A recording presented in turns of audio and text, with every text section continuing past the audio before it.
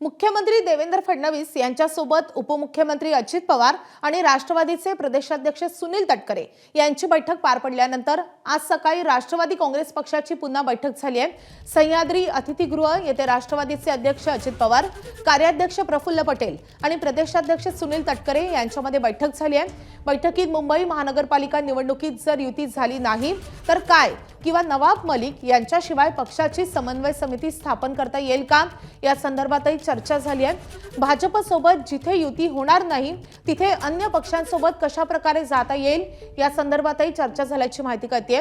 भाजपशिवाय पुणे, पिंपरी चिंचवड आणि अमरावती महापालिका निवडणूक लढण्याची राष्ट्रवादी काँग्रेस पक्षाची भूमिका आहे।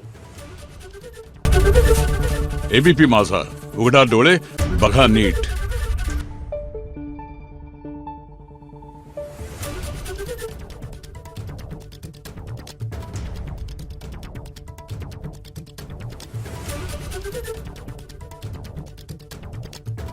Thank you.